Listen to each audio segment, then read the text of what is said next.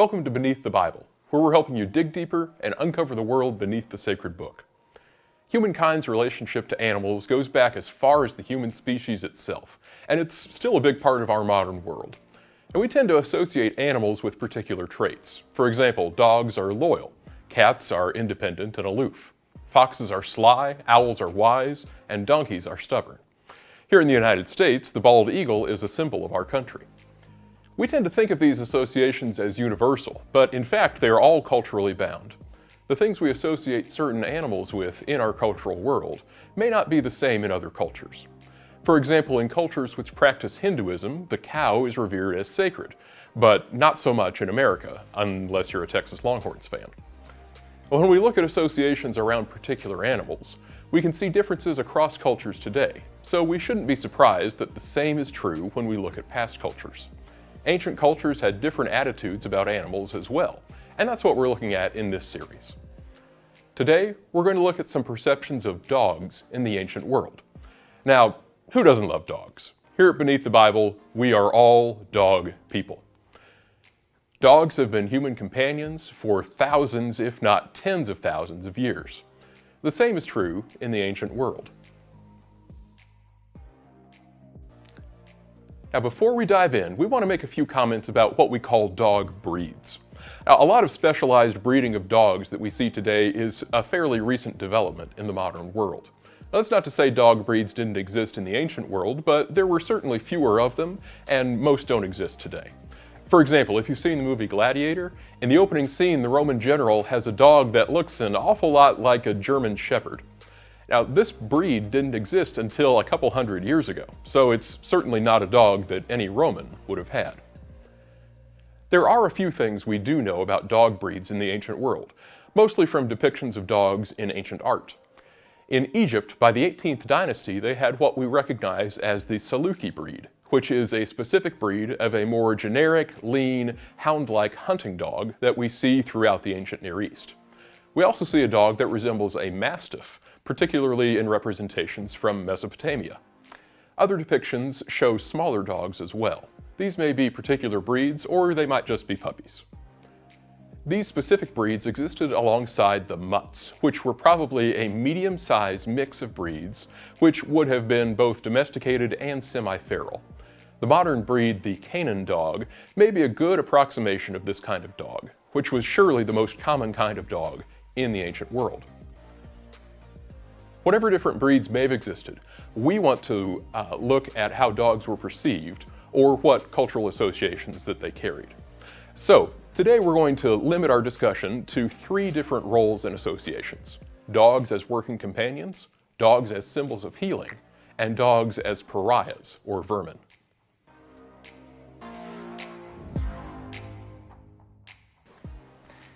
Just like today, in the ancient world, dogs served as companions to people. They were pets. We even know a few of their names. From Egyptian sources, we see dogs that have names like Brave One, Reliable One, He is a Shepherd, Lively One, The tail is as a lion's, and Good Watcher. This last name hints at their role as guardians or watchdogs. So just like today, dogs in the ancient world worked as guards, vigilant watchers over their master and his things. This terracotta sculpture from the Kassite period in the 2nd millennium BC shows a mastiff-like dog sitting, presumably as a guard. It was probably meant to be protective as a guardian, just like a real dog would have been. And in Assyria and Mesopotamia, we see a practice of burying small dog figurines, like you see here, beneath floors of buildings. The role of dogs as excellent guardians seems to be behind this practice. And the idea is that because a real dog would be a good guardian and protect the house, the figurines shaped like dogs are supposed to ward off evil and unwanted guests. Some of these figurines even have inscriptions like "Catcher of the Enemy" and "Don't think, bite." Guard dogs were also used in ancient Israel. Isaiah 56:10 mocks Israel's watchmen as though they are mute or asleep, not very good guard dogs. And Job 31 indicates that Israelites were familiar with using dogs to protect their sheep. The efficacy of guard dogs is in part associated with their obedience. The obedience of a dog was even used as a metaphor for loyalty and obedience among humans in texts from the ancient Near East.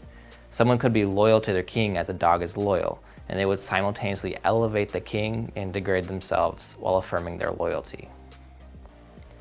In addition to guard dogs, we see dogs working as hunting dogs. This is an incredibly old practice, and it may have been a part of the domestication process of dogs. This tablet has what is called proto-cuneiform writing. It dates to between 3100 and 2900 BC, almost 2,000 years before the Old Testament period. In addition to the writing, there's a seal impression, which shows a hunter with his hunting dogs on leashes chasing after a boar. This drawing makes it a little bit easier to see. This metal disc shows 3 dogs circling around an ibex. Presumably they're hunting hounds who have entrapped their prey by running around it. This hunting technique is reminiscent of Psalm 22:16.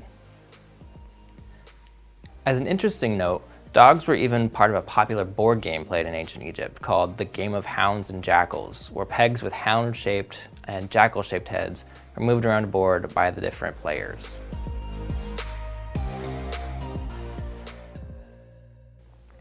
Dogs were also, perhaps surprisingly, symbols of healing in the ancient world. In the ancient Near East, particularly Mesopotamia, gods and goddesses often had a constellation of things that were associated with them. Numbers, stars and star constellations and planets, various symbols, and of course animals. The dog was the sacred animal of the Mesopotamian goddess Gula, the goddess of healing. On this Kuduru stone, you can see the seated goddess Gula with her hand raised in blessing, with her dog seated next to her. This Kuduru stone had a dog, now worn and faded, on an altar. It's easier to see in a drawing here. The dog here is standing in for the goddess herself. Now, this somewhat monstrous image of a dog may have been a part of an altar to Gula. At her temple in the city of Isin, 33 dogs and puppy burials have been found, have been excavated, further emphasizing the real-world association with the goddess and dogs. At the site of Kidian in Cyprus, it's recorded that at one temple associated with the Phoenician or Canaanite healing cult, dogs were free to roam the premises. This association of dogs with healing seems to go beyond just Mesopotamia, and this may be behind the hundreds of dog burials at sites like Ashkelon, which date to the Persian period. To be fair, no one's quite sure what to make of the numerous dog burials during the Persian period. A couple of interpretations may be their positive association in the Zoroastrian faith, or their association with healing, which has a long history in the ancient Near East. Now, you may be wondering why dogs were associated with healing in the first place, and that's a very fair question. Some scholars have suggested it's because when dogs get hurt, they lick their wounds, and this promotes healing. It may be this observation of this behavior which originally associated dogs with the capacity to heal. While we may not immediately have the same association with dogs today, it's interesting to note that today we do have therapy dogs that are trained to provide comfort to people and even help people with things like post-traumatic stress. Maybe the idea of dogs as healers isn't so far removed from our own day as we may have thought.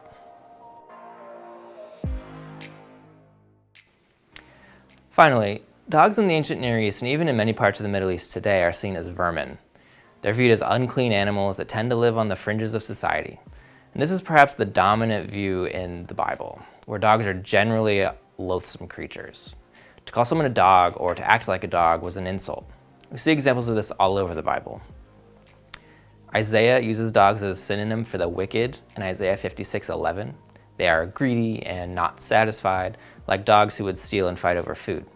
Isaiah follows this by calling the wicked shepherds who have no understanding, like dogs who can't do the work they're meant to do. Goliath taunts David by asking if Goliath is but a dog that can be beaten and cowed with a stick, as would have happened with the troublesome pariah dogs that lived on the outskirts of society. The Israelite sages definitely weren't fond of dogs, because dogs in the book of Proverbs are compared to the fool. Proverbs 26:11 says, "As a dog returns to its vomit, so fools repeat their folly." Exodus 22:31 implies that dogs wandered around Israelite camps and villages, as it instructs people to toss unclean food to the dogs. 1 Kings 14 contains a prophecy of the end of the house of Jeroboam, the king who ruled over the northern kingdom of Israel after it separated during the reign of Solomon's son, Rehoboam. The prophecy states that dogs will eat those who belong to the family of Jeroboam. This implies they will die in the streets and have no one to bury them, leaving their corpses to be eaten by street dogs. Now, this is what happens at the death of Jezebel, King Ahab's Phoenician wife, in 2 Kings 9. Packs of dogs are voracious and potentially dangerous. Psalm 59 speaks of the psalmist's enemies and compares them to dogs. certainly implies that these dogs, which roam in packs at night, were threats. And these semi-feral packs of dogs even came to be associated with demons. The demoness Lamashtu, seen here, is depicted suckling 2 dogs. Clearly, dogs could be associated with terrible things in the ancient world. These negative associations with dogs in the Bible carry over to the New Testament. Jesus himself says, "Do not give what is holy to dogs," in Matthew 7:6, calling to mind these negative associations that we see in the ancient world. Paul warns the Philippians about following those who insisted on ritual circumcision for Gentiles who came to believe in Jesus. He says, "Beware of the dogs, beware of the evil workers, beware of the false circumcision, for we are the true circumcision, who worship in the Spirit of God and glory of Christ Jesus, and put no confidence in the flesh." Philippians 3:2-3.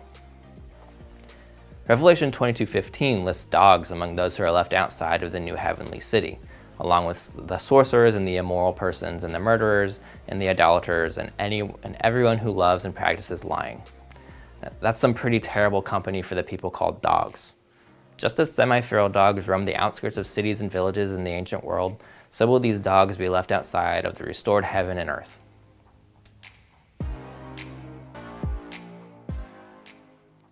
As we've seen in this video, and as we'll find throughout this series, there are significant cultural differences between our world and the ancient world. Now, that probably seems obvious, but it extends to the way we see even the things we have in common with the ancient world, like our love of dogs. We have a set of attributes associated with dogs in our culture today, but these associations don't necessarily hold across cultures, either today or in the past. When we see this imagery in the Bible, we have to keep in mind the context and the associations that the biblical writers were working with in order to understand the text.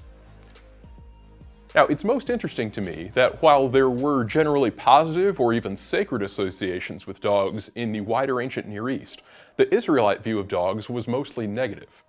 Dogs may have been considered unclean animals because feral dogs would eat anything, and even domesticated dogs, of course, have some pretty gross grooming habits.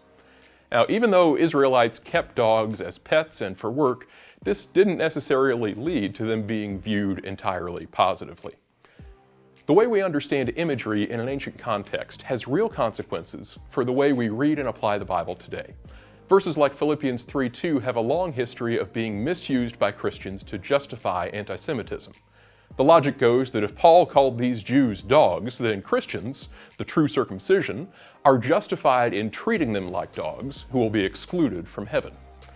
Now, while Paul certainly uses the term dogs negatively, he isn't applying it broadly to all Jews.